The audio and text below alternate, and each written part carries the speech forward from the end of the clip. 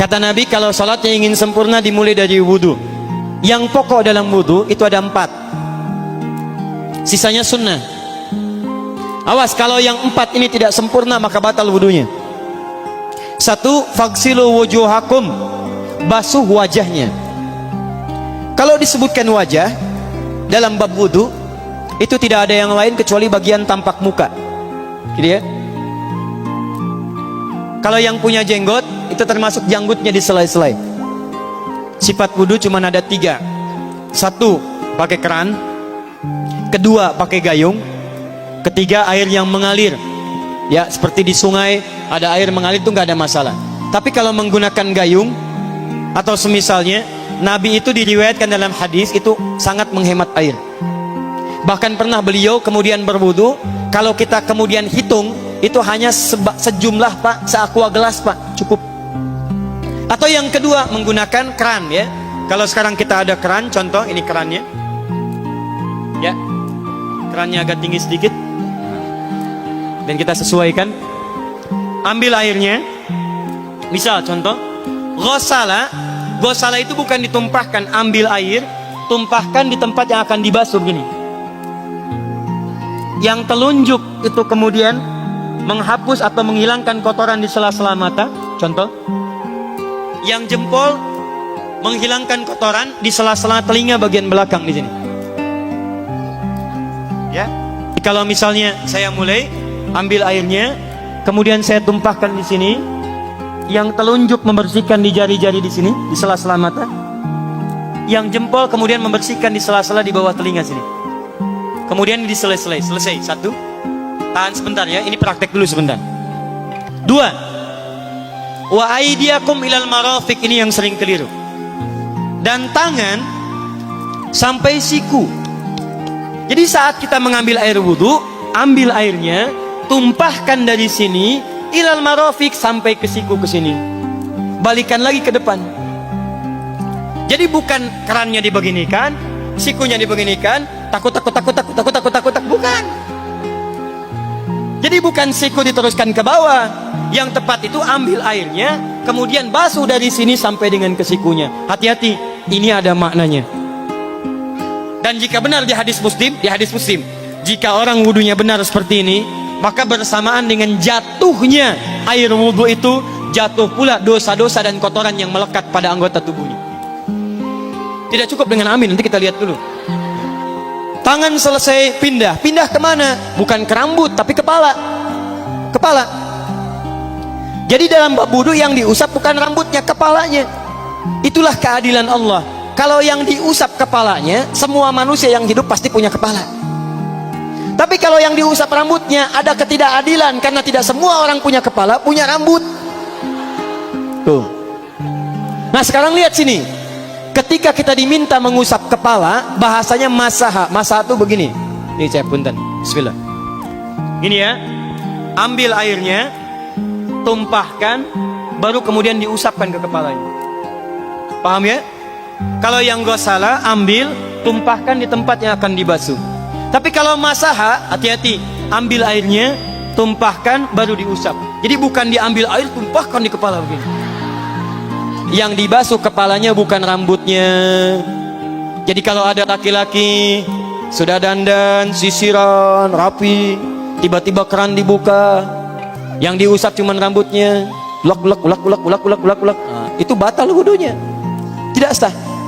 Harus diulang.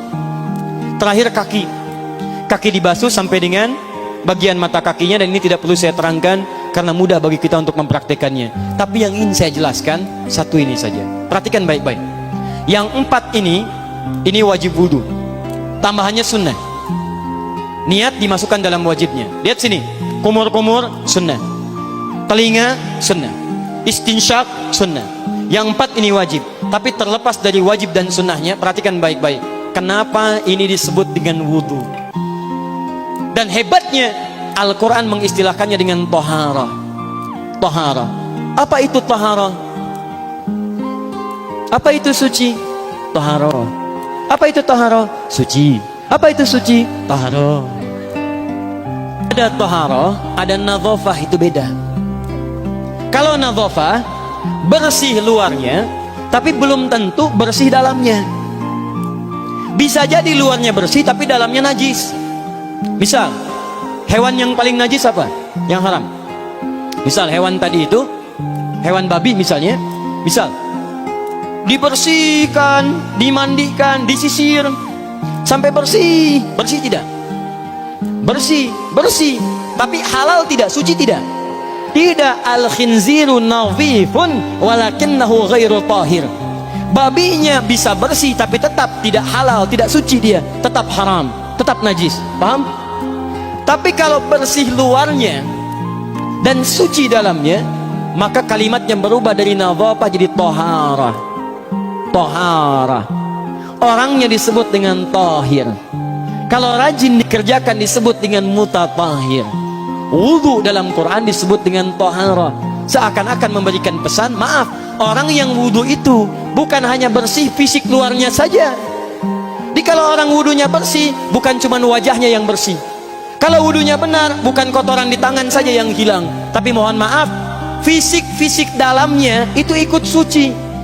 Fungsi tangannya jadi bersih, fungsi wajahnya jadi bagus, fungsi lisannya jadi bagus. Makanya kata Nabi, kalau orang benar wudunya bersamaan dengan air wudu yang menetes, maka tumpahlah kotoran-kotoran di bagian fisik-fisik tubuhnya. Jadi kalau kita benar wudunya kumur-kumur, kukumur, masukkan, misalnya masukkan, keluarkan, bersamaan dengan keluarnya air itu, maka kotoran-kotoran di lisan pun ikut keluar. Tangan dibasuh, bersamaan dengan dibasuhnya tangan, fungsi tangan yang kotor-kotor itu ikut hilang. Hadis Muslim. Makanya orang yang setelah selesai wudu dia berdoa, apa wudunya? Apa doa wudunya? Asyhadu anna ilaha wa asyhadu anna Muhammadan Allahumma minat waj'alni minal, lihat sini, minal mutatahhirin, minat tawabin. Lihat, Bapak Ibu kan baru wudu, tapi kenapa doanya selesai tobat? Allahumma ja'alni minat tawabin. Ya Allah, jadikan saya termasuk orang tobat. Kita kan baru wudu, kenapa doanya baru selesai tobat? Sedangkan tobat itu mengakui kesalahan, menyesali kesalahan, dan berjanji meninggalkan yang salah, mengganti dengan yang baik-baik. Makanya kalau orang wudunya benar itu, begitu dia kumur-kumur, dia ingat kesalahan apa yang dikerjakan oleh lisan ini. Jadi begitu kemudian ditumpahkan airnya, hilang kotorannya. Maaf, yang suka mencela wudu, selesai wudu tidak akan mencela lagi karena tobat dari celaan. Makanya kalau wudu Anda benar, coba ingat-ingat, siapa korban dari lisan Anda yang tajam itu? Apakah ibu Anda yang pernah menangis karena lisan Anda? Apakah ayah Anda yang kecewa karena kalimat-kalimat Anda? Apakah tetangga Anda yang menjauhi Anda karena kata-kata kotor Anda? Kalau tiap hari Anda wudu, tapi kemudian lisan Anda masih kotor juga, ada yang salah, Anda cuma menghabiskan air untuk menghilangkan kotoran di lisan. Itu tanda pertama. Tangan basuh. Makanya orang yang wudunya benar, tangannya tidak akan berbuat yang kotor lagi sampai ke ujung kakinya. Karena itulah ibadah ini disebut dengan wudu, seakar dengan kata dau. Kata para ulama, mereka sebagian mengatakan dau artinya cahaya, dau artinya sinar, dau artinya al-husnu, baik budi pekerti. Kalau orang benar wudunya, bertambah sinar di tangannya, sinar di wajahnya, sinar di lisannya. Apa sinar itu? Di dunia sinar-sinar amaliyah kebaikan, sifat-sifat baik, di akhirat pancaran-pancaran kemuliaan. Satud'a ummati yaumal qiyamati ghurral muhajjalin, akan dipanggil umatku di hari kiamat dengan banyak cahaya melekat di tubuhnya. Tangannya ada cahaya, matanya ada cahaya, wajahnya bercahaya, kakinya bercahaya. Cahaya apa itu? Kata Nabi, min atharil wudu, dari bekas wudunya. Jadi kalau kita benar wudunya, itu kita jadi orang baik. Ada cahaya kebaikan dalam diri kita. Itu yang disebut dengan tawabin. Makanya kalau bapak ibu tiap hari wudu, Allahumma ja'alni minat tawabin, tapi mulut tidak tobat, tangan tidak tobat, kaki tidak tobat, ada yang salah dengan wudunya. Waj'alni minal mutatahhirin, jadikan saya orang bersih dan suci. Jadi kalau selesai wudu, pakaian bersih, wajah bersih, tangan bersih. Ini pakaian bersih, pakai jas, pakai dasi, tapi tangan tidak bersih, korupsi juga, mencuri juga, menipu juga, ada yang salah dalam wudunya. Kalau kita bisa mengerjakan wudu ini dengan baik, maka naik status kita. Disebut sebagai, langsung oleh Al-Quran, disebut hamba yang dicintai oleh Allah Subhanahu wa ta'ala. Di Quran surah kedua Al-Baqarah ayat 222. Saya tutup. Lihat ayatnya. Ujung ayatnya, di ujung ayatnya, innallaha yuhibbut tawwabina wa yuhibbul mutatahhirin. Sungguh Allah akan sangat mencintai orang-orang yang tobat dan orang-orang yang terbiasa untuk bersuci. Kita selesai wudu mengatakan Allahumma ja'alni minat tawwabin waj'alni minal mutatahhirin. Dijawab oleh Allah, innallaha yuhibbut tawwabin wa yuhibbul mutatahhirin.